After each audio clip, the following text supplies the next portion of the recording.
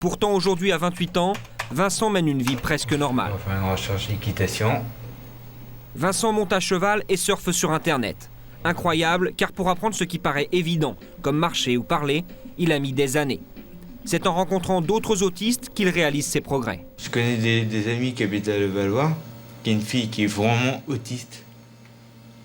C'est-à-dire qu'elle ne sait pas parler. Mais elle aussi, elle est suivie par des médecins, un épisode de jour, donc on va voir si un jour quelque chose va lui déclencher quelque chose. Hein. Vous pensez que vous étiez un petit peu peut-être comme cette petite fille il y a quelques années? Ouais. Exactement pareil. Mais j'ai commencé à parler un peu plus tard. Vers quel âge, vous vous souvenez? Oh, vers 3-4 ans. En fait, Vincent n'a pas parlé avant l'âge de 6 ans. Et s'il y est parvenu, c'est grâce à sa mère qui a toujours cru que son fils sortirait de son isolement. Vincent vit seul depuis 3 ans dans un studio dans l'immeuble où travaille sa mère. Une autonomie qui paraissait inimaginable il y a encore quelques années.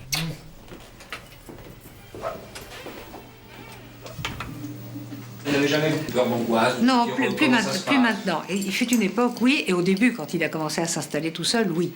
Mais maintenant, non, parce que c'est vraiment tellement rodé. Et puis je vois qu'il est tellement responsable de ce qu'il a à faire, de ce qu'il fait, que ça se passe très bien.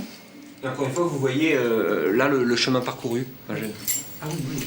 Oui. Je me dis quelquefois même, est-ce que j'ai pas rêvé? Comment Vincent en est-il arrivé à de tels résultats?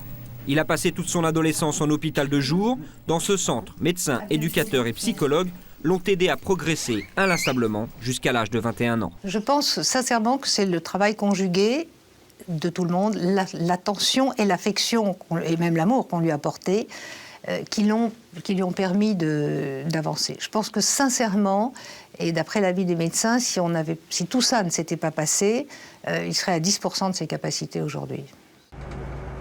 Non seulement Vincent vit seul, mais il a aussi un métier.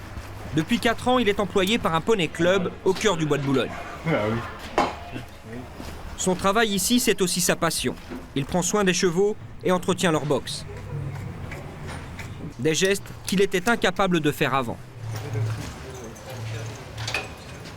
Quand vous étiez plus jeune, vous aviez peut-être plus de problèmes. Il y a des choses que vous n'aimiez pas faire, par exemple. Vous vous en souvenez? Bah ça, par exemple. Là, c'est ce que je suis en train de faire.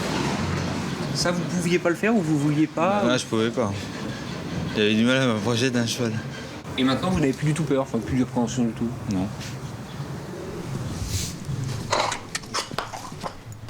Le patron du poney club se souvient du jour où il a accueilli Vincent.